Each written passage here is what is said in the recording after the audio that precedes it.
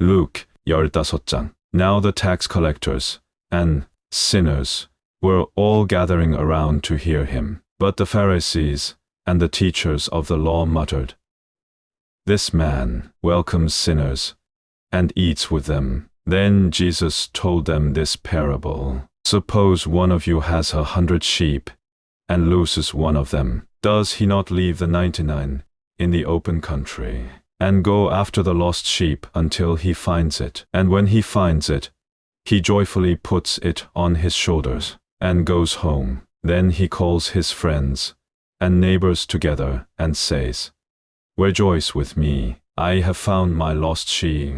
I tell you that, in the same way, there will be more rejoicing in heaven over one sinner who repents than over 99 righteous persons who do not need to repent. Or suppose a woman has 10 silver coins and loses one. Does she not light a lamp, sweep the house, and search carefully until she finds it? And when she finds it, she calls her friends and neighbors together and says, "Rejoice with me, I have found my lost coin." In the same way, I tell you, there is rejoicing in the presence of the angels of God over one sinner who repents. Jesus continued, "There was a man who had 2 sons. The younger one said to his father, 'Father, give me my share of the estate.' So he divided his property between them. Not long after that, the younger son got together all he had,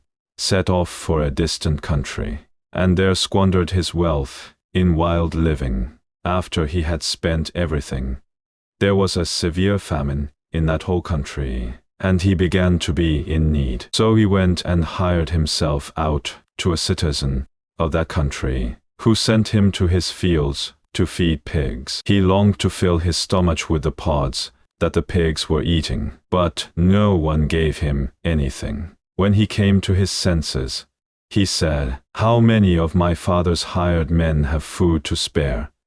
And here I am starving to death. I will set out and go back to my father and say to him, 'Father, I have sinned against heaven and against you. I am no longer worthy to be called your son.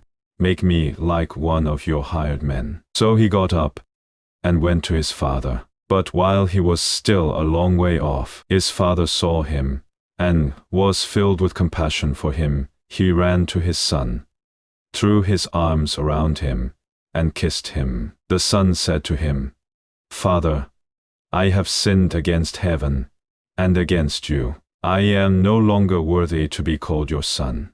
But the father said to his servants, 'Quick, bring the best robe and put it on him. Put a ring on his finger and sandals on his feet. Bring the fattened calf and kill it. Let's have a feast and celebrate. For this son of mine was dead and is alive again. He was lost and is found.' So they began to celebrate. Meanwhile, the older son was in the field. When he came near the house, he heard music and dancing. So he called one of the servants and asked him what was going on. 'Your brother has come,' he replied, 'and your father has killed the fattened calf because he has him back safe and sound.' The older brother became angry and refused to go in. So his father went out and pleaded with him. But he answered his father, 'Look, all these years I have been slaving for you